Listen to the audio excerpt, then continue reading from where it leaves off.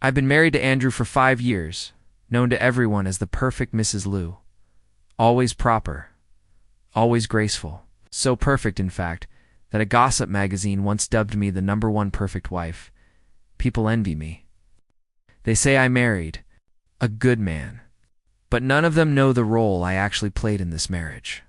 For 5 long years, he stayed distant, indifferent. And slowly, the fire I had for chasing him just burned out. Deep down, I always knew I was never the one in his heart. He had someone he could never let go of. I could never become her. So I asked for a divorce. I moved out. But just a week later, he showed up cornering me at the door of my new home. Divorce? He looked at me, his eyes red. Alicia, say that again? That afternoon, Secretary Lee messaged me, Madam, Mr. Liu has a business dinner tonight. He'll be home around 10:30. I stared at the message for a while, then replied simply, all right. Thank you.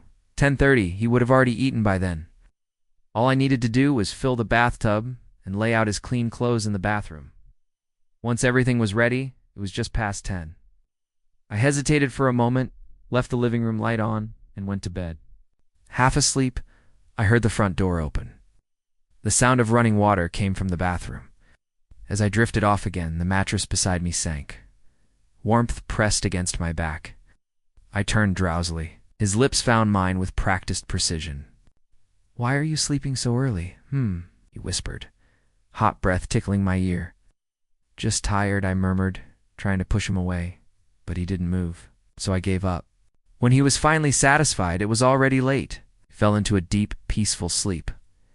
But I couldn't close my eyes. I got up, poured myself a glass of red wine, and sat alone in the living room. My gaze fixed on the wedding photo hanging on the wall. When would be the right time to bring up the divorce?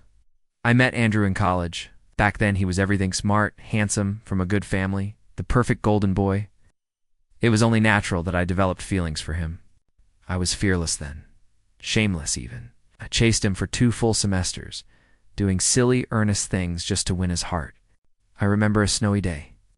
I had knitted a scarf for him and waited outside the boys' dorm to give it to him. But all I got was a cold voice. Alicia, stop looking for me. I already have someone I like. I refused to believe it at first. I thought it was just an excuse to brush me off. Then one day, I saw her, Margarita. I watched him take off his coat and gently wrap it around her shoulders. He comforted her as she cried, stroked her hair softly, lifted her chin and kissed her. That's when I knew. Andrew could be warm. He could care, could love. Just not me. Soon, word spread around campus about the golden boy and the poor scholarship girl. Rumors swirled. Gossip brewed. Margarita became the talk of the university. Andrew even managed to get the school forum shut down just to protect her. But even the most passionate love stories don't always end perfectly. He never told me why they broke up. But I heard whispers it was because he proposed after graduation, and she said no. She didn't want to depend on a man. She wanted to build her own life. People had seen them fighting on campus, breaking up, fighting again. Until one day Margarita packed her bags and returned to her hometown. She chose to become a village teacher, and that was the end. Half a year later, the Liu family and my Sue family launched a joint business project. That's when Andrew and I crossed paths again. Working together brought us close. And now, when I look back, I realize I probably took advantage of that closeness. I was still just as good to him as I had been all those years ago. I'd remind him not to drink too much at business dinners. I'd bring warm porridge to his office when the nights turned cold. Then, 3 months later, on a snowy night, he saw me waiting outside his company building, shivering from the cold. Alicia walked over and asked, Alicia, do you really like me that much? I looked at him blankly and nodded. Yes. I had always liked him. He smiled then. Do you want to marry me? When we first got married, I was full of enthusiasm, hopeful about our future. In truth, for most of the past 5 years, I held on to that same hopeful heart because I loved him.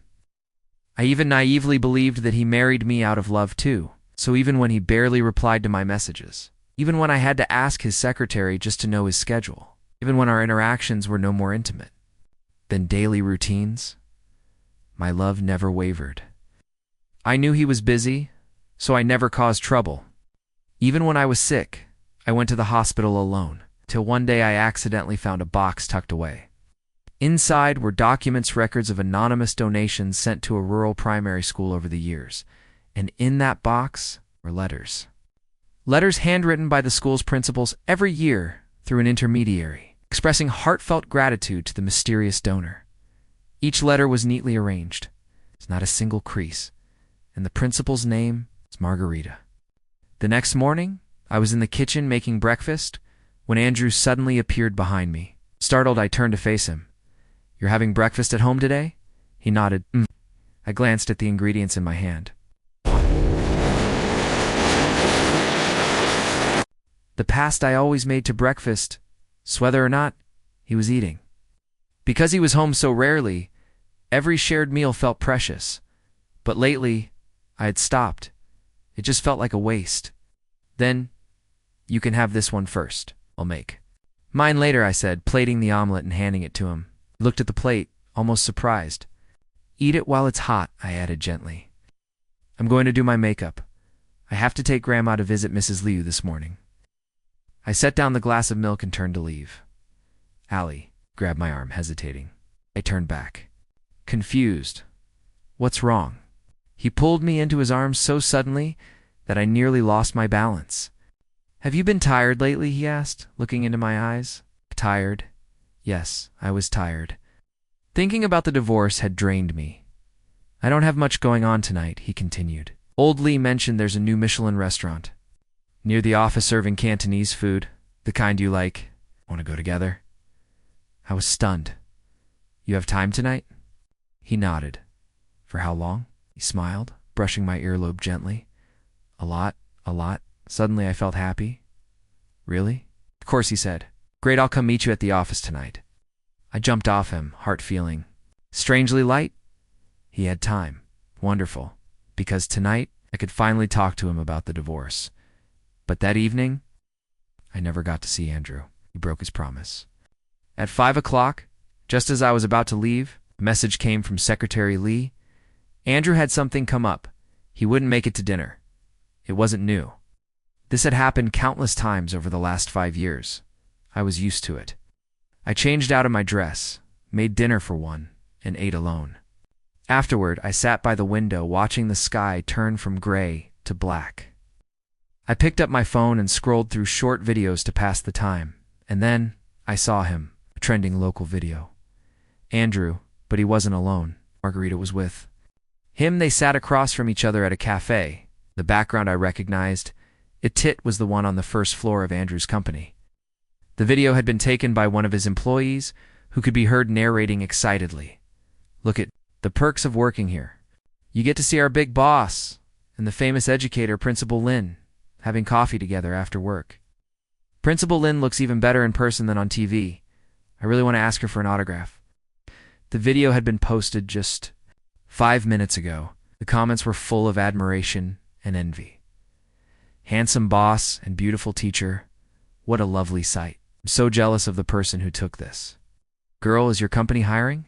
I want to work there too." I watched the video for a while, then quietly turned off my phone. So Andrew broke his promise because of Margarita. And strangely, even though I was his legitimate wife, somehow felt natural expected, even that he would break it for her. After 5 years of marriage, what did it all really mean? In his heart, there was probably never even a comparison. Between her and me, at 9:30, Andrew finally came home.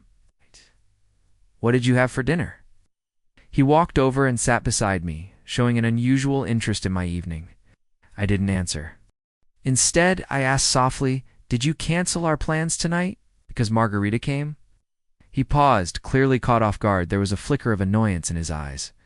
"Who told you?" I shook my head. "No one. I saw the video." After a moment, he let out a quiet sigh. "I didn't tell you because I didn't want you to overthink it. Don't worry, there's nothing between us. I used to donate anonymously to her school, Somehow that got out. She brought a TV crew to express her thanks. Her schedule was tight, so I accommodated the interview. We just met in the company cafe. There were plenty of people around. Ali, he said, gently touching my hair. We've been married 5 years. There's a level of trust between us, right? I should be free again tomorrow. Let's go get that Cantonese food. Andrew, I suddenly cut him off. I don't actually like Cantonese food. You do. I only said I liked it so we could eat together more often. He was taken aback. We've been married for 5 years. Do you even know what kind of food I like? He didn't say anything. Of course he didn't. He never cared enough to find out. After holding it in for so long, I resisted the urge to raise my voice. But I still asked sharply, so you remember Margarita likes black coffee and croissants. But you don't know what your own wife likes to eat, Leisha? He frowned. If you have complaints about me, we can talk it through, but don't bring Margarita into this, of course, even a single mention of her. And he was already upset. Tonight, I do have something to talk about, I said quietly, taking a deep breath and looking at him. Andrew, let's get a divorce. Silence. It hung in the air for nearly a minute. Alicia, Andrew leaned back slightly. Do you even know what you're saying? I do.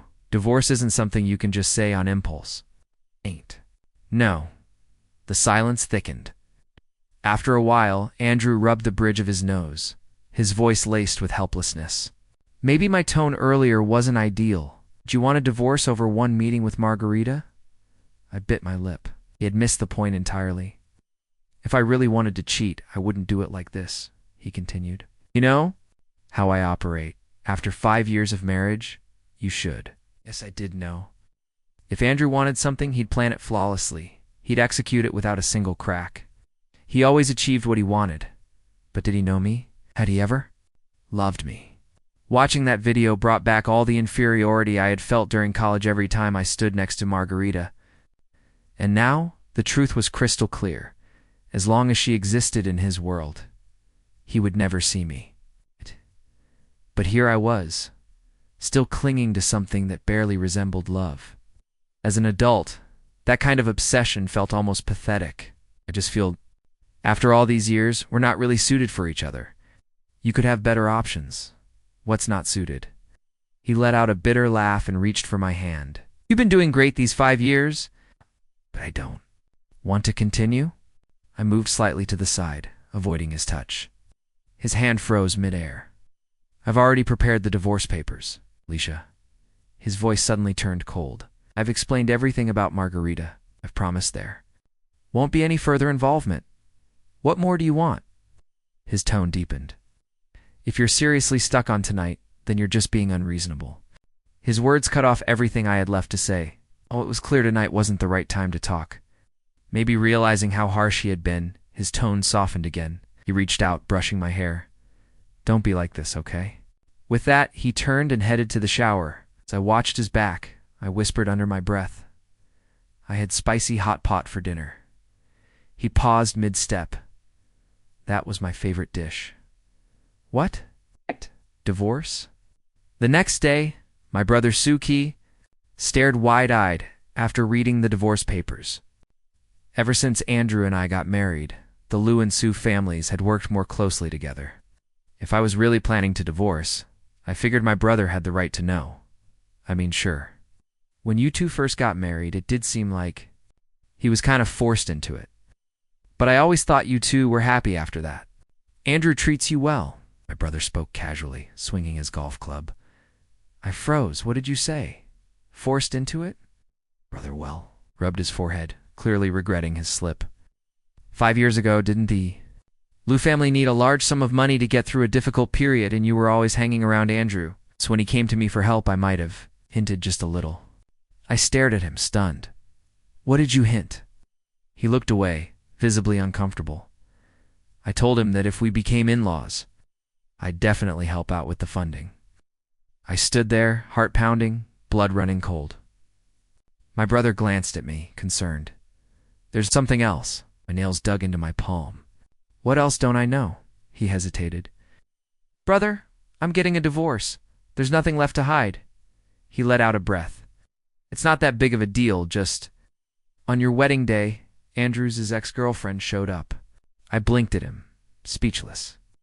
She wanted to see Andrew, but I was worried it would cause a scene, so I told her you two were deeply in love and that Andrew wouldn't want to see her, sent her away. He scratched the back of his head awkwardly. Some Lou family members were around too. I don't even know if Andrew ever knew she came. So that was it. That was the truth. I had believed he proposed to me because he had developed feelings. But this marriage, it wasn't love, it was duty. A trade, a sacrifice. That night 5 years ago, when he asked me, Alicia, do you really like me? What he meant was, do you like me enough to accept this arrangement? To walk into this? Marriage that I never truly wanted? So he married me. But from the start, he built a wall and never let me cross it. When we first got married, I loved texting him, asking when he'd be home, suggesting we go out on weekends, sharing little moments of my day, but he rarely replied, if it was something important, his secretary would get in touch instead. Gradually, I stopped texting, stopped trying. Even my messages began going through Secretary Lee. We had what looked like a normal marriage. He would hold me at night, whispering sweet words, calling me Ali again, and I used to think that meant something, that it was love. But I had brought up having children multiple times. Though he never said no directly, he always made sure to take precautions. Looking back, I don't think he ever wanted a child with me. Because I wasn't his partner in love, I was just Mrs. Lou, nothing more. Last night he asked why I was still unhappy, why I wasn't satisfied even after he promised not to see Margarita again. But how could he understand? They had a chance to start over. On our wedding day, but because of me, they missed that moment. Maybe forever. How could I, the villain in their story, ask for anything more? But when I fell in love with him, it wasn't supposed to be like this. Even back then, when I saw him with Margarita, I envied her, yes, but I never wanted to be the third party. I never wanted to break them apart. I just loved him. I wanted what was best for him. But in return, he punished me. For 5 long years, I walked aimlessly through the streets, and before I knew it, I had wandered to the front of Andrew's office building.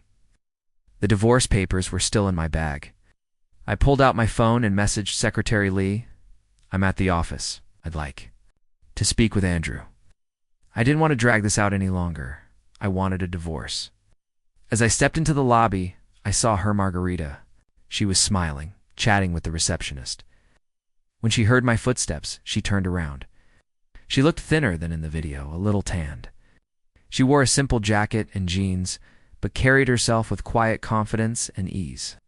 Long time no see, she said with a nod. We walked together to the cafe on the first floor. I didn't expect to find croissants and black coffee here that taste just like the ones from our college cafe, she said with a smile. It brings back memories. She looked out the window for a moment and then added softly, college days were wonderful. She began telling me about her life over the years, her experiences, her work, her dreams. She really was impressive. After returning to her hometown, she became a rural school teacher, dedicated, selfless. She had helped so many children return to school. The school was finally on the right track now, and Margarita had become well known for her work. You're amazing, I said sincerely. She smiled softly. People only see the glamorous side. Back then, I struggled a lot. She took a quiet sip. Of her coffee? Actually, came to see Andrew on your wedding day. The warmth drained from my hand, still holding my cup. Back then, I was arrogant because I knew I was loved. I made the reckless decision to break up with him. It hurt him deeply. But after I returned to my hometown to teach, I finally understood the gap between idealism and reality. Everything was harder than I ever imagined, she continued, her voice calm but reflective. I nearly gave up so many times. In my lowest moments, all I wanted was to go back to him. But then I heard you two were getting married. I'm very sorry, I said quietly. She looked startled. Didn't know you came that day, I added. She lowered her gaze, saying nothing. I'm planning to divorce Andrew, I said, meeting her eyes. Her eyes widened. Don't joke about that, she said with a small, disbelieving smile. Over the years, I've seen you in the media always praised as the perfect Mrs. Liu. I'm serious." She paused, then asked gently, "Can I ask why?" I shook my head slowly. "Why? Because I'm tired. Because I want to be loved. Because I want someone who will let me be selfish just once." Just then, a familiar voice called from the cafe entrance. Ali, Margarita, and I both turned. It was Andrew. He walked toward us briskly, his eyes lingering on Margarita for a moment, before shifting to me with a frown. "Why did you suddenly come to the office?" In that instant, I understood everything. He probably thought I came here today just to cause trouble for Margarita. Margarita spoke quickly, standing up. "I'm sorry for intruding again. I came to talk about those charity education projects I mentioned. Since I had some free time today, I thought I'd stop by." "All right," he said calmly. "I'll have my secretary take you upstairs." He turned toward the door and signaled to Secretary Lee, who had been standing quietly nearby. Without another word, he had Margarita escorted away. I thought he would follow them, but he didn't. He stayed. Can looked straight at me. I was confused. Was he staying behind just to reprimand me? In public, for Margarita's sake? His favoritism, it was so obvious, so inappropriate, left it. With no choice, I decided to explain first. "Andrew, it's not what you think. Are you feeling unwell?" I blinked, caught off guard. He had already stepped closer, gently taking my hand. "You look so pale. Your hands are freezing." A few Liu employees passed by, sneaking glances and whispering to each other. Suddenly, it all made sense. Why Andrew was acting so out of character. He and I rarely appeared together in public, especially not in informal places like this. He was probably afraid I would confront Margarita, and now he was putting on a display of affection for the sake of appearances. To stop rumors? To protect Margarita's image? I didn't mind. We were getting a divorce anyway. Playing along with his little act didn't matter anymore. And if pretending helped keep him in a better mood, maybe the divorce would go more smoothly. With that thought, I looked up and gave him a small, polite smile. "I'm fine, really. Don't worry. You have work to do with Principal Lin, so go ahead. I'll leave now." I pulled my hand back, picked up my bag, and turned to go. But he reached out and stopped me, frowning. "Where are you going?" I paused. He pulled me gently closer and pressed the back of his hand to my forehead. "You have a slight fever. I'm taking you to the hospital." Andrew guided me into the car, leaving me a little exasperated. At first, I thought this was just another excuse to get me away from the office. But to my surprise, he actually drove me to the hospital. "It's nothing serious," the doctor said a while later. "Her temperature is normal. It's just low blood sugar." "Has this been going on for long?" Andrew looked caught off guard by the question. "It's been a few years," I answered quietly. The doctor gave Andrew a pointed look. "The family should pay more attention." "Make sure she always has some sugar on hand," the doctor said while jotting notes. Into the medical record. "Low blood sugar can be serious, can cause palpitations, fatigue, and in severe cases, even lead to unconsciousness." Andrew nodded. "Okay, it's really nothing, doctor," I added quickly, feeling like the situation was being blown out of proportion. I always carry candy and snacks with me. After the checkup, I just wanted to leave. But Andrew lingered, asking the doctor endless questions about low blood sugar, suddenly deeply interested, as if it were some mystery he needed to solve. On the way out to the parking lot, he held my hand tightly, not letting go for even a second. After all the fuss, I actually began to feel a little lightheaded. Once we got into the car, I quietly pulled out a grapefruit candy from my bag unwrapped and placed it on my tongue. The air inside the car felt dense, like it was pressing down on me.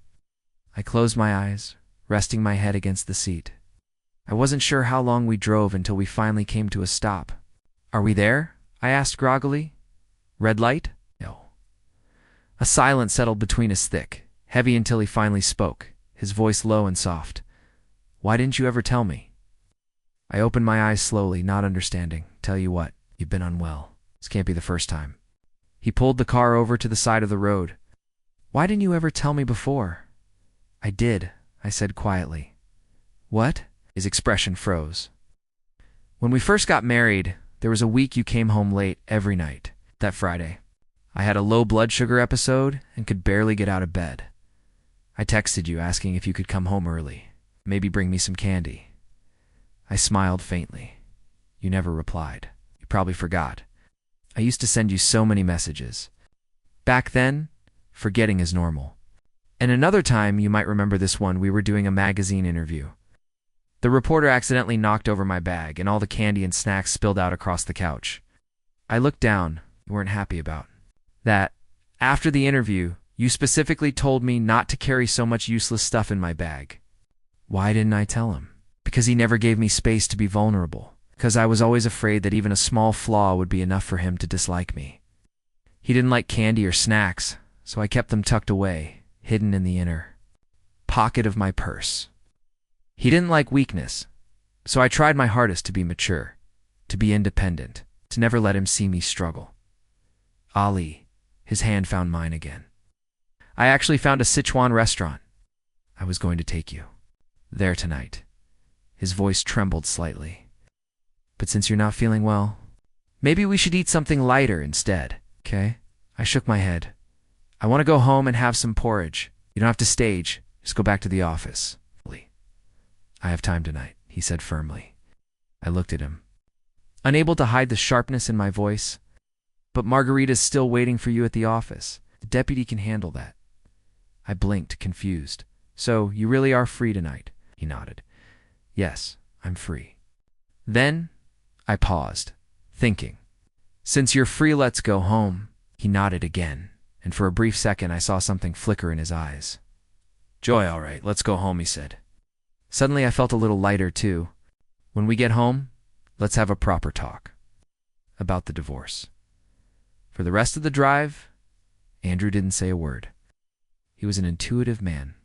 And I think, by now from last night to today, he finally understood. I wasn't threatening. I wasn't being dramatic. I was serious. When we reached home, I calmly pulled out the divorce papers. He looked at them silently, and his eyes slowly turned cold. Who helped you draft this? Suki. I paused, holding his gaze. No one. I did it myself. I hesitated for a moment. I spent a month on it, trying to consider everything. The divorce won't affect you, or the Lou family. I'll only take the dowry I brought with me when we got married, I said gently. If there's anything else you'd like to add, we can discuss it. He let out a bitter, almost disbelieving laugh. A month? You've been thinking about divorce for a whole month? I know you've been busy, I replied softly. That's why I wanted to prepare everything first, so we could go through it quickly, without wasting your time. I don't agree. He pushed the divorce papers back across the table. I froze. Which part do you disagree with? I flipped through the pages, puzzled. Is it the clause about the shares? I've already made the biggest concession I can. If I ask for any less, I'm afraid my brother will. He pressed his hand down firmly on the stack of papers. I don't agree to the divorce. His voice was calm, but each word was firm and deliberate. He looked me straight in the eyes. Why? I asked automatically, but deep down, I already knew. Oh, is it because you think I've done well these past 5 years? That you're afraid your next wife might not be as competent, and people might criticize her? I gave a small, tired smile. You don't need to worry about that. Sure, it's exhausting. But if she's willing to put in the effort, she'll manage just fine. I walked over to the bookshelf and pulled down 5 notebooks. They contain everything: how to deal with the media, what to say in different situations, what to wear, how to speak, even notes on etiquette. I can pass these along to your future wife. If she ever has questions, she's welcome to come to me anytime. Ali, his voice suddenly rose. There was a sharp edge to it, as though he were trying to suppress something boiling beneath the surface. I looked at him, confused. What do you think this marriage is? He asked. What do you think of me? Am I just another project to manage? I stayed silent, turning my gaze toward the window. How could it ever be just a job? I worked so hard because I cared, because I took our marriage seriously. I tried to be the perfect supportive wife. But what was the point of saying that now? He sighed and gently reached for my hand. "Ollie, you need to understand this isn't a job. We're husband and wife." "But apart from sharing a bed," I whispered, "nothing between us feels like a real marriage." He went quiet. What? "The number of times we've eaten together in a month, I can count them on one hand. I message Secretary Lee more often than I message you." I paused and looked him in the eyes. "I don't know what other marriages are like, but I know this. This isn't what I want." I slowly withdrew my hand from his. "Andrew, I've thought long and hard about this. You've done nothing wrong. It was me. I was the one who chased you, who insisted on marrying you. You've never cheated, never mistreated me. Your family has always been kind. But the truth is, I had unrealistic expectations for this marriage.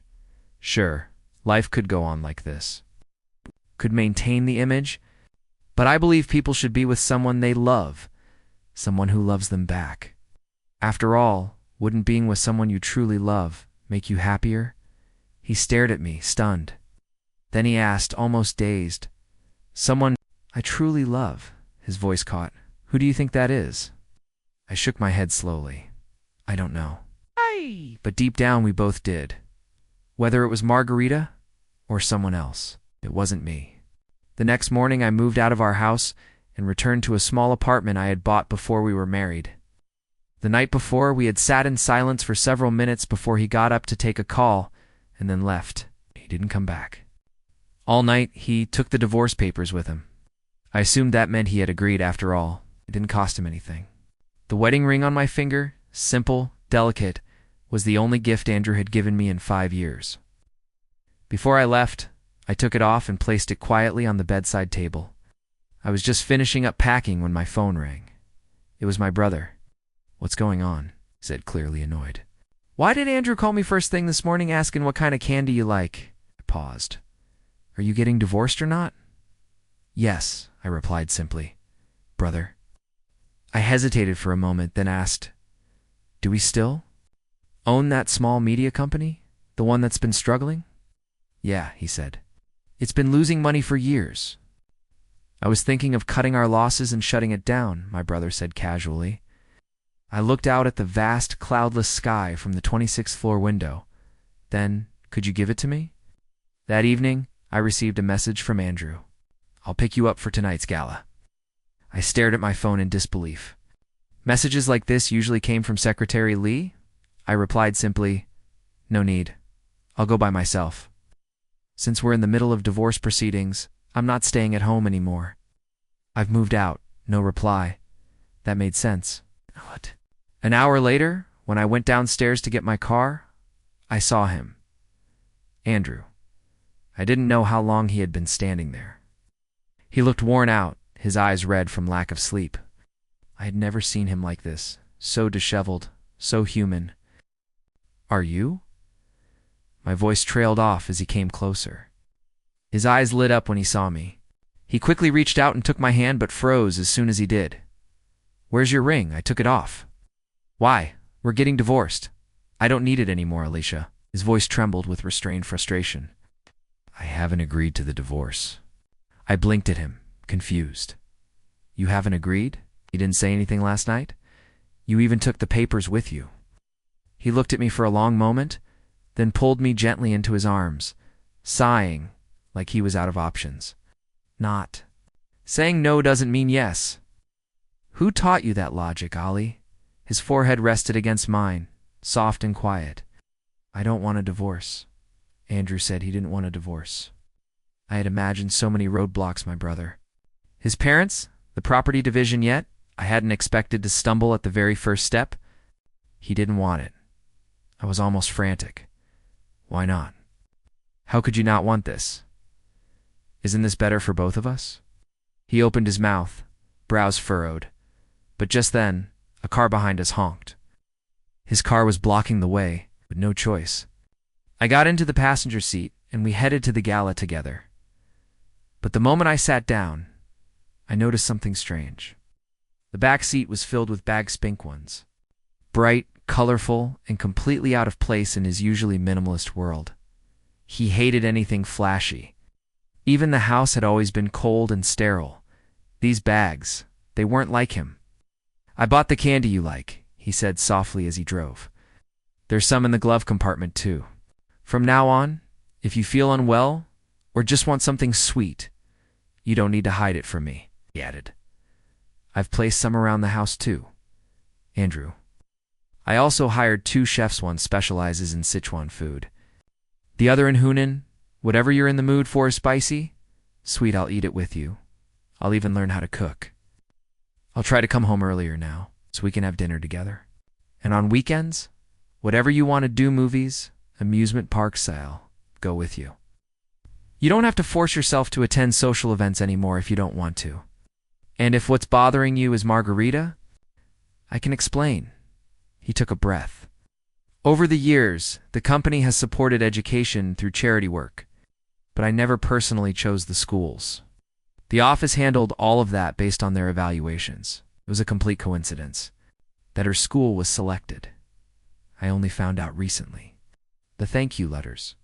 They were always managed by the staff. I hadn't seen them until just days before you did. My father caught wind of them, so I had the office gather them up to show him over the weekend. And the croissants and black coffee," he sighed. "One of the cafe employees used to work at the university cafe. When he lost that job, I gave him a new one here. He remembered Margarita and her usual order. Maybe the way I acted that night made things worse. Maybe I made you misunderstand. But to me, she's just someone from the past, someone who has nothing to do with us, someone who doesn't matter. Andrew." Ali. He suddenly pulled the car over. "Don't reject me right away. Please, just listen. I thought about everything all night. I haven't done well in this marriage, but I can change. People who realize their mistakes and try to fix them, don't they deserve another chance?" I was still in a daze when we arrived at the gala. After exchanging polite greetings with the other ladies, I slipped out to the balcony for some air. That's where I saw him, Duncan. My childhood friend. He turned and smiled, raising an eyebrow. "Well, isn't it the famous Mrs. Liu?" His voice was as teasing as ever. "Long time no see. How have you been?" I asked, already knowing his recent troubles. Duncan had always been a complicated figure, the illegitimate son. Of the Tang family, he'd gotten into a messy fight last year, and the Tang household had made his life difficult ever since. "Doing all right?" He pulled out a cigarette and offered me one. "Want one?" I hesitated. "Better not quit smoking, huh? If someone catches me, I'll have to deal with a PR nightmare." "Boring," he muttered, then pointed toward the thick woods just beyond the balcony. "There's someone hiding there taking pictures? I'll swallow the whole forest. Do you believe me?" I couldn't help but laugh. Little of the heaviness in my chest seemed to lift. "Fine, give me one. It's more like it. Seeing you earlier, I almost thought you were depressed." I smiled faintly. "Still no job lately?" He shrugged casually, unbothered. "Duncan, have you ever considered working at my company?" I knew he had a natural talent for design raw. "But real? HM? What's this?" Mrs. Liu stepping out into the working world? He raised a teasing eyebrow. Too tired to argue, I quietly pulled out my phone and sent him the company info. The company's still finding its footing, so the salary isn't much, but I really hope you'll consider it. "Got it," he replied, scratching his ear. But his expression shifted suddenly. He was looking past me toward the doorway. I turned around, Andrew. I didn't know how long he'd been standing there. My first instinct was to quickly stub out the cigarette. He didn't smoke. He hated the smell. He walked over slowly, his frown deepening when he saw Duncan. Then his eyes landed on me. "Why are you smoking?" he asked quietly. "It's not good for your health." Duncan glanced between us. "He didn't know she smokes," he said, voice light but edged. "She started 5 years ago." Andrew froze. Duncan stepped forward with a smirk, patting Andrew lightly on the shoulder. "You've been married for 5 years, right? Don't tell me I know your wife better than you do." Duncan left, and I was alone with Andrew. He looked upset, conflicted, maybe even hurt. I sighed. "Listen, don't misunderstand. Didn't mean to hide it from you. When we first got married, I had to deal with all those society women, the media." I hesitated. Sometimes the pressure was too much. I couldn't sleep. so when I was home alone, I smoked a little. But the more I explained, the darker his expression became. Trying to ease the tension, I added, Duncan and I checked earlier. There's no one hiding out there. No photos, no PR issues. You think I'm worried about people taking pictures of you smoking? He said abruptly. I stopped. Aren't you? I asked, confused. He sighed. Ali, have I really disappointed you that much? I paused. I didn't know how to answer. Disappointed, of course I was. But disappointment had come so often that I'd grown numb to it. I didn't expect anything anymore. And now that we were getting divorced, what was the point of digging up more pain? I shook my head gently. No, I haven't been disappointed. And besides, I added, I don't even smoke much anymore. I don't have that kind of pressure in my life now.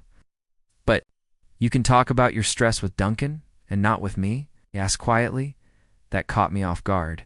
If I had to say, can we really talk about everything? I asked softly. He nodded. Well, right now, the only thing on my mind, I said seriously, is whether we can finalize our divorce smoothly. And the sooner the better. His face darkened. The silence was heavy. He was the one who asked, but now couldn't bear. The answer then, slowly, he took my hand. There's only one thing, he said, voice low and certain. Ali, the divorce isn't happening. After that day, Andrew changed.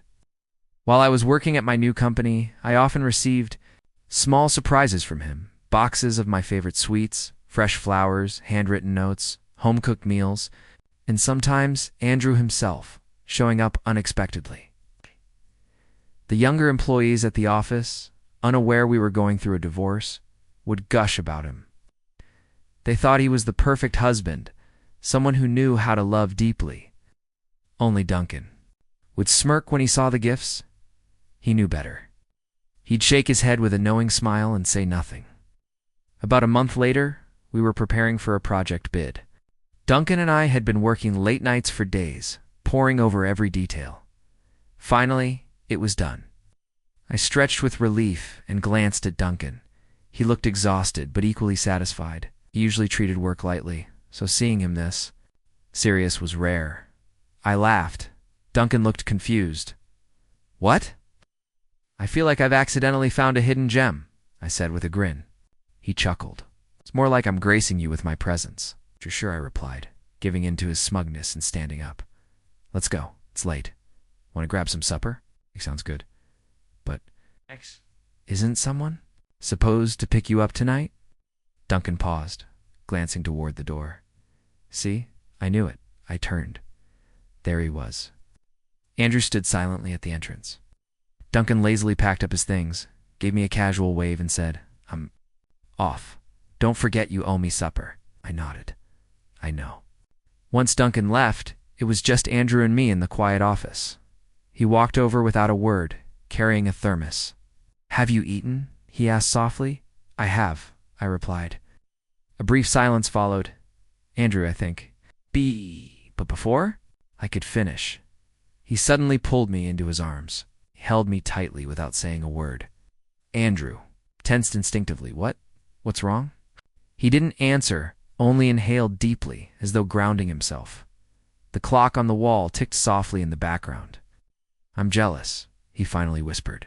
Ali, I'm jealous. I never imagined Andrew would ever hold me like that and confess something so raw. Earlier, he continued, you asked me why I wouldn't agree to the divorce? Do you know why? He drew in another breath. Because I can't bear the thought of you being with someone else. Just now, standing at the door, watching. You smile so beautifully, so freely at him. I couldn't stop it. The jealousy, the ache, it just took over me. I know there's nothing between you and Duncan, but even so, I was losing my mind. I stayed still, quiet in his embrace. Andrew. You also asked me why I wanted a divorce, didn't you? He stiffened slightly. I've been Mrs. Liu for 5 years. My entire world has revolved around you, your life, your needs.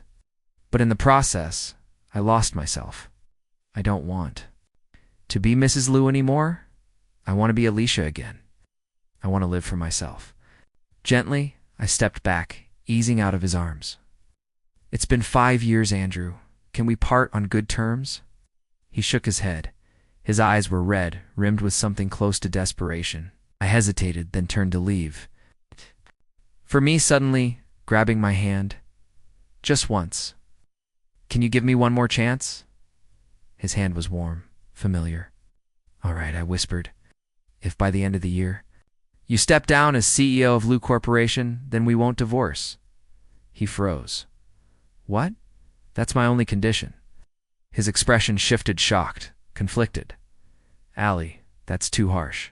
I shook my head and tried to pull my hand away, but he wouldn't let go. "That's the only condition, Andrew. Nothing else will do." After a long pause, he finally released my hand. "I understand," he said quietly. "Step down," my brother echoed, then burst into laughter. "No way. If Andrew steps down, I'll give you my head to use as a football." I smiled faintly. I knew the Lou family's situation was far from simple. The old master had two sons, Andrew's father and his uncle. Unlike the rest of the family, Andrew's father never cared about business. He was an astrophysicist, brilliant, but uninterested in corporate affairs. Originally, the Lou family business was to go to the elder son's children. But 6 years ago, Andrew's cousins made a mess of things, forcing Andrew to step in. Still, they never accepted him. They stirred chaos within the company, constantly trying to reclaim what they saw as theirs. Andrew didn't grow up in the family estate. He wasn't close to the old master. And now, with age clouding the old man's judgment, Andrew's position was anything but secure. His parent, scientists to the core, couldn't help him navigate the treacherous waters of corporate power. I knew better than anyone how hard Andrew had worked these last 5 years just to hold everything together. So, of course, he would never step down. And I was right. After that night, Andrew didn't contact me again. 3 months slipped by. Quietly, I threw myself into work. The company slowly began to thrive. Duncan, the team, everyone worked hard, and the atmosphere shifted. Even Duncan had changed. On December 31st, we held a modest year-end party. We ate together, sang karaoke, laughed more than we had all year. Even my brother showed up, singing, dancing, completely forgetting his usual stern self. Around 11 p.m., as we left the bar, snow began to fall. Some of the younger team members immediately launched into a snowball fight, their laughter echoing down the street. Across the road, a massive mall screen flickered in the falling snow. A TV interview was playing. My brother rambled on behind me, but something cold landed on my eyelash. I brushed it away. When I looked up again, there he was, Andrew on the screen, as handsome and composed as ever, surrounded by reporters. "Mr. Lou, can you tell us the reason behind your sudden resignation as CEO of Lou Corporation?" Andrew smiled calmly. "Hey, no special reason. I just want to take a break." He paused. "To spend time with my wife." I stood there, staring at the screen in disbelief. When I turned around, my brother's expression mirrored my own shock. Our eyes met, tanned with a sheepish look. He raised his right hand and rubbed his neck awkwardly. Just then, my phone rang. "Hello, where are you?" The voice on the other end was soft, familiar, and unmistakably his. "City Center, by the clock tower. I'll be there in half an hour." "Andrew," his voice steadied, firmer than a knife. "I never heard it. You promised. Wait for me." At 11:45 p.m., I saw him under the clock tower. Snowflakes drifted gently down, landing in his hair and on his shoulders, giving him an almost dreamlike appearance. Was this really necessary? We stood facing one another in silence. I lowered my gaze. "You resigned," I said quietly. "If you can't go back," he shook his head and smiled, calm as ever. "If I can't go back, then I can't go back." I looked away. 5 years of work. You're just throwing it all away. That's reckless. He smiled again, eyes crinkling at the corners.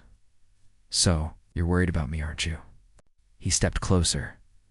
"Then that means still have a chance, right, Andrew?" He handed me a thick envelope of divorce papers. I froze, staring at it, confused. These past 3 months, while I was preparing to step down, I've had a lot of time to think, he said. "I've resigned. I won't force you to stay in this marriage." He paused. "I've already signed the divorce papers." I was stunned.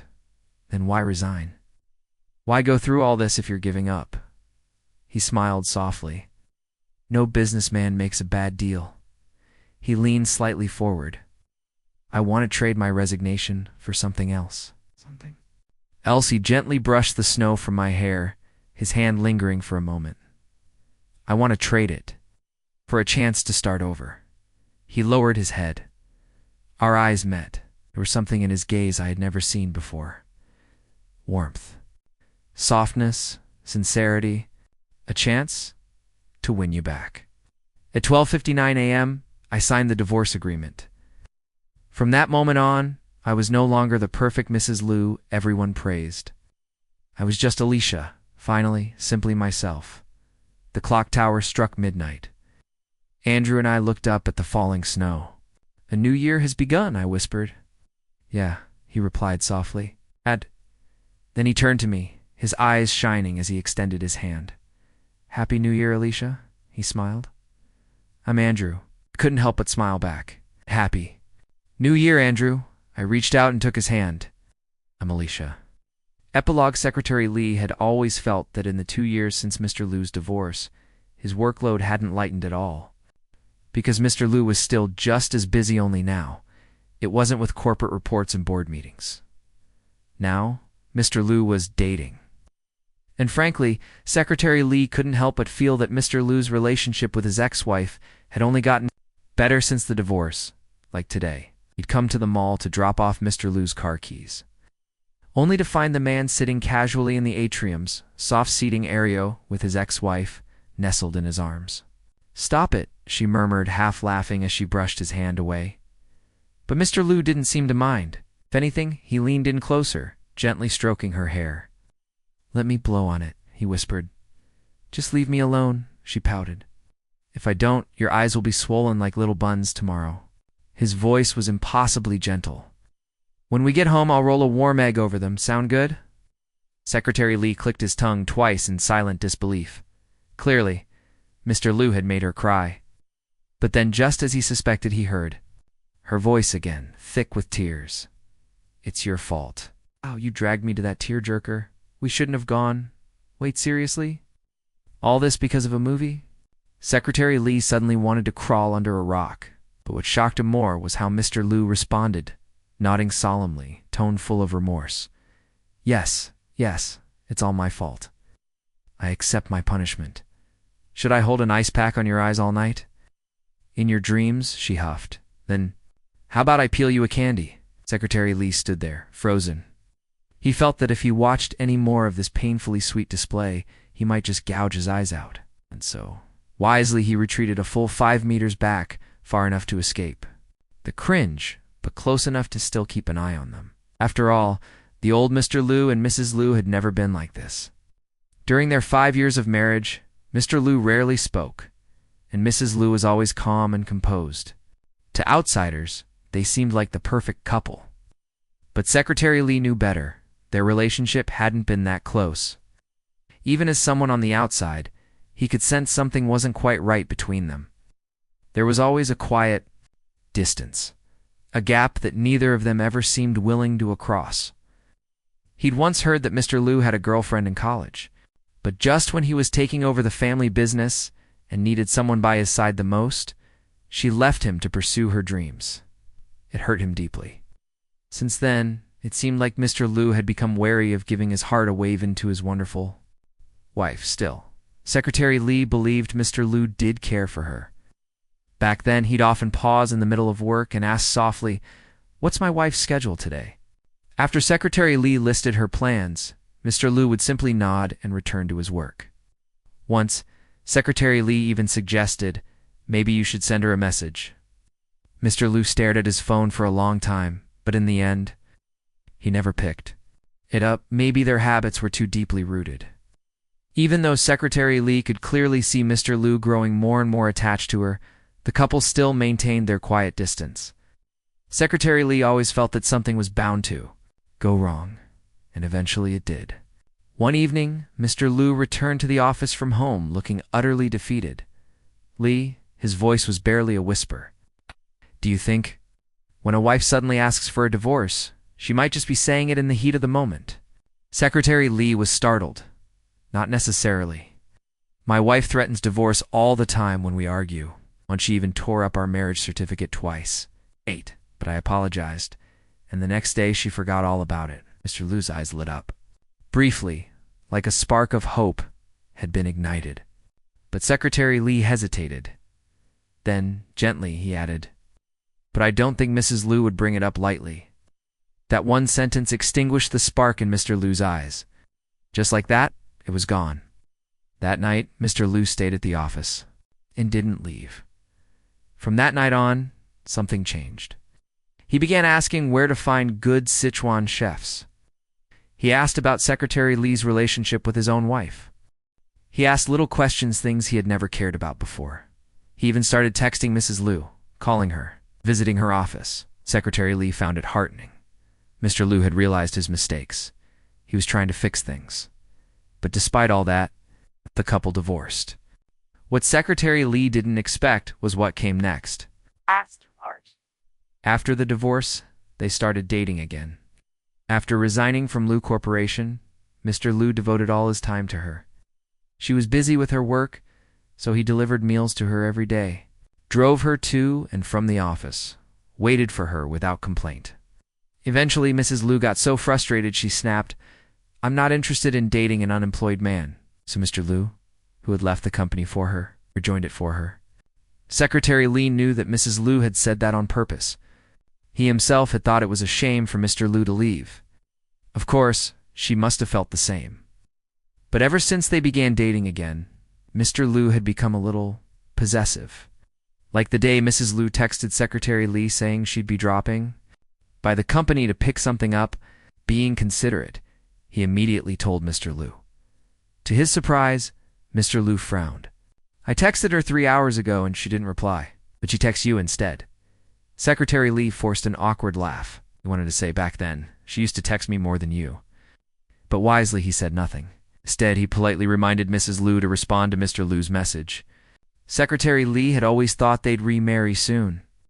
But 2 years passed and still nothing.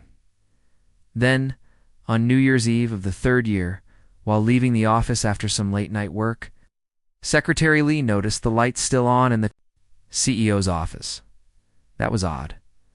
Mr. Liu rarely worked late anymore. He figured someone had simply forgotten to turn off the lights.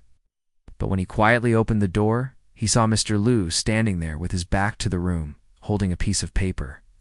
In trembling hands, practicing something, a speech. On the desk beside him was a ring box. Secretary Lee slowly closed the door, and when he glanced out the floor-to-ceiling window, he saw a small, familiar figure just stepping out of a car below. Snow was falling. He smiled. He realized he had just stumbled upon something important, something special. As he walked toward the elevator, he glanced back at the glowing light inside the office. "Good luck, Mr. Liu," he whispered softly, "wishing you success."